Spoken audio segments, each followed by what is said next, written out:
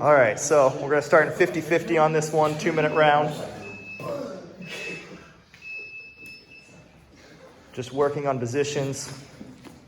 Adam comes up, gets the advantage.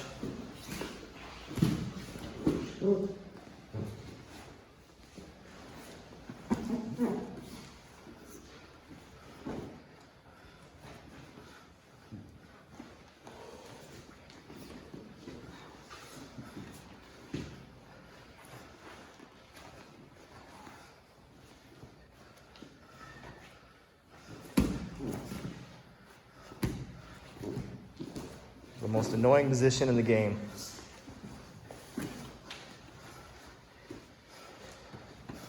This is the killer part, because if Greg comes up and exits the 50-50, he gets the 2 points.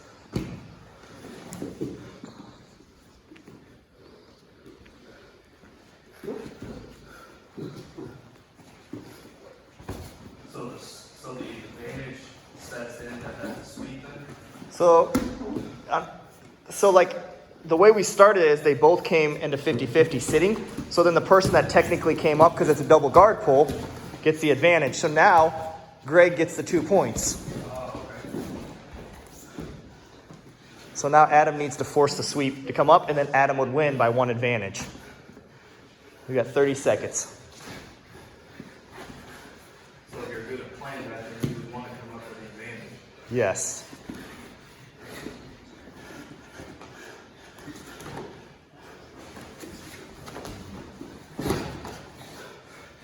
So we're 2-2, 1 advantage.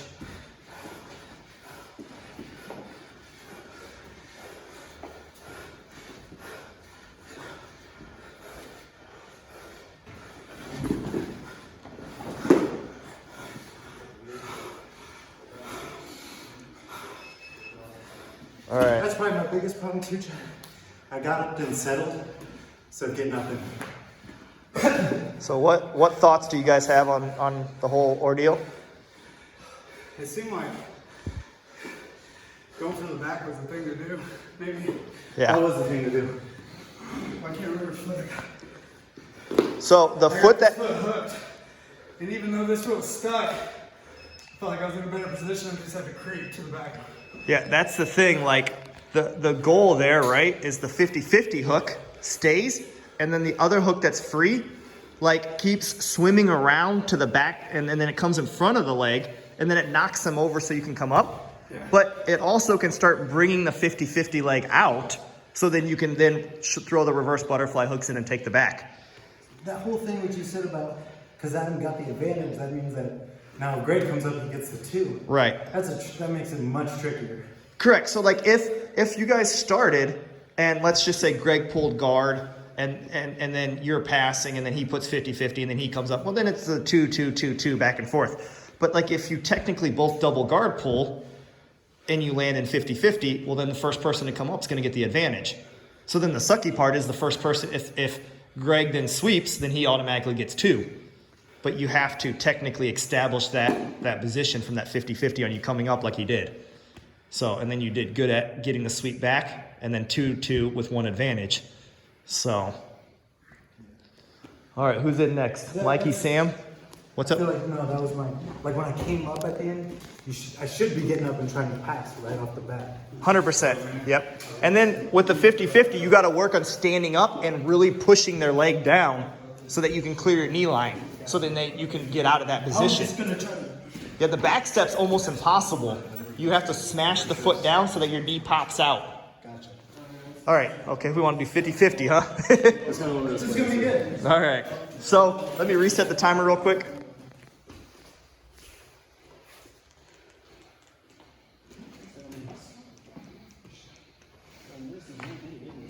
All right, here we go.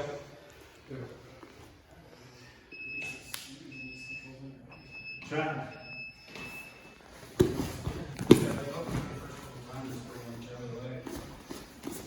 So the play is, remember, whoever comes up first gets the advantage. So we have to be aware of that. Don't let him come up or he'll take the 2. Stay on top the whole time, Sam. Yes, sweep and get your grips.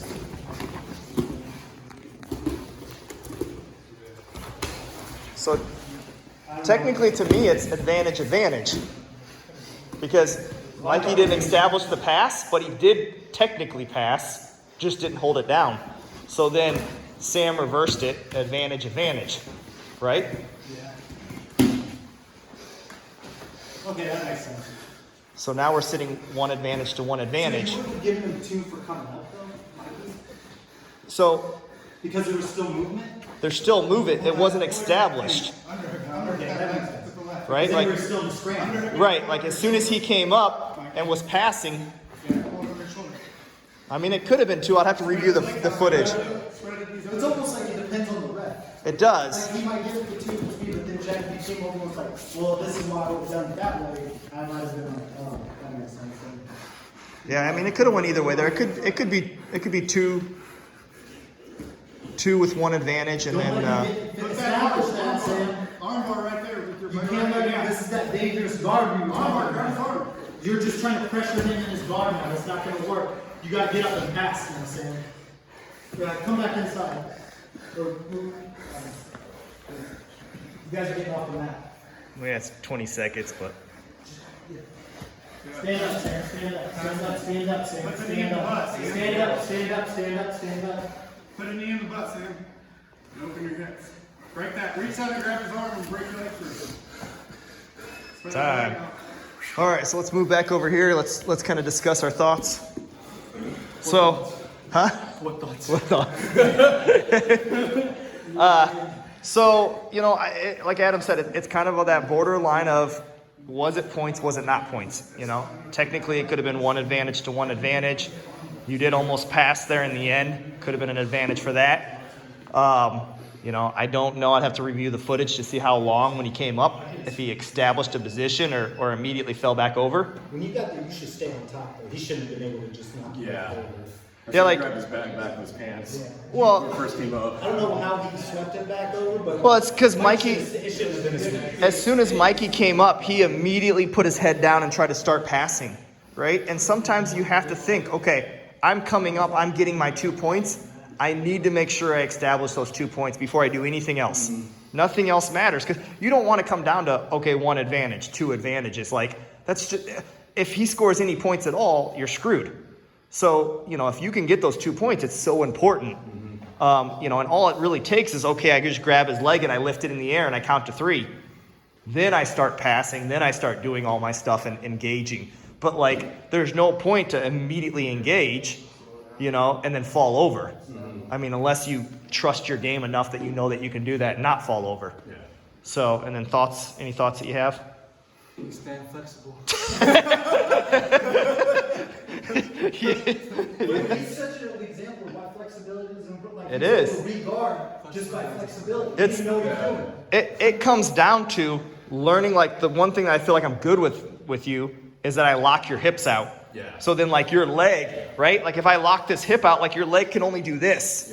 Yeah. And so many people don't do that. They'll control this, but then this can circle around, right? But if I control this, then that's as much as it can do. Yeah. And it kind of comes down to understanding how to lock out their flexibility so that you're not dealing with that annoying stuff and not letting them go inverted. Because that's the worst thing in the world because they come out on your back or they come out on an arm bar. So, Eric, Adam? You want top or bottom, Eric? Just pick one or the other. I'll play bottom. Holy crap, Eric made a decision. Close, spider. Okay. Hold on, let me reset real quick. You can end up in anyone. All right.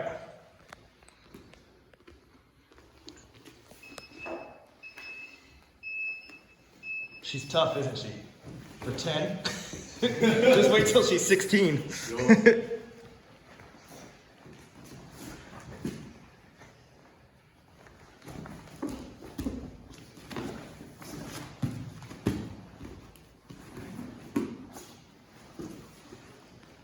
You gotta remember, Adam's fat. I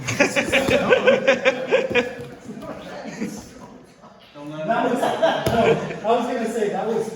I'm like, I smashed out all weight and no jiu-jitsu. He was doing jiu-jitsu, and I just kind of used my stomach. All right, 1 minute. Once is Adam. You should have seen him last night. Jeez. He ate the fridge. He ate the fridge.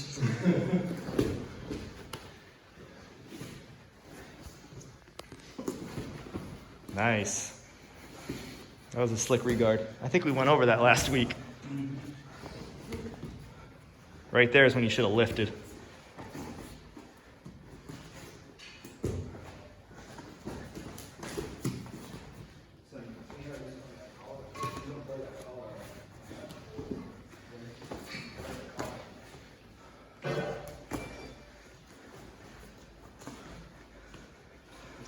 There's the Jiu-Jitsu.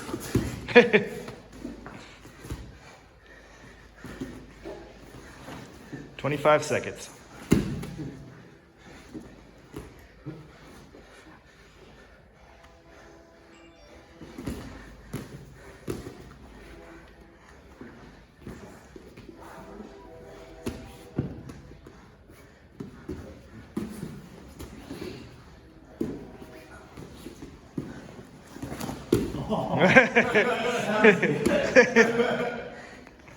All right, time.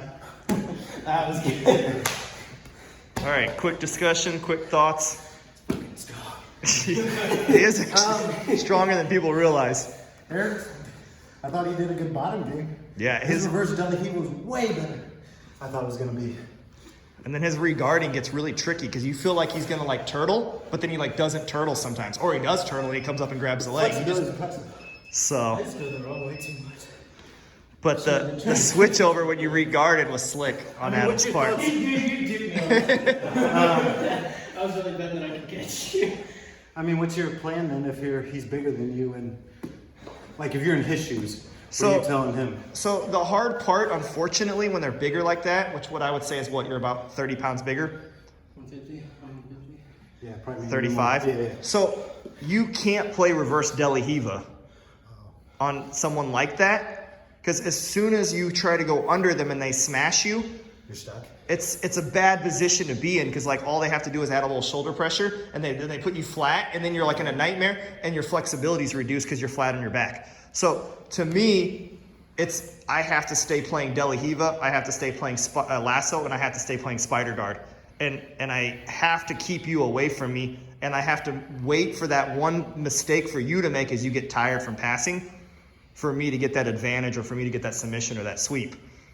You know, I mean, that's just my play style for a bigger opponent. No, that makes If you are going to play the reverse Delhi Hiva, it has to be a aggressive attack position right away. Like it has to be by the time you hit the leg, you're already behind him. Like the Kiss of the Dragon New York sweep. Like as soon as I put the Delhi Hiva in, I'm on your back or I'm putting you on your ass so that you're then reacting. I can't go slow with it, which allows you to drop down and then smash me. Yeah. So. It looked good though. Yeah, it's a great position, and you did good with the foot on the hip, which keeps him at bay. But as soon as you grabbed the leg and you went under him and he flattened you out, it was like a nightmare. Yeah. So. Well, I was like, when he almost went and I just sprawled down, I was like, that's the difference of 2 to 3 weight classes. But like doing open weights and stuff, I'm like, you know, when he's a big guy and he's playing top and you pull guard on him, I feel like you have to be so active on him.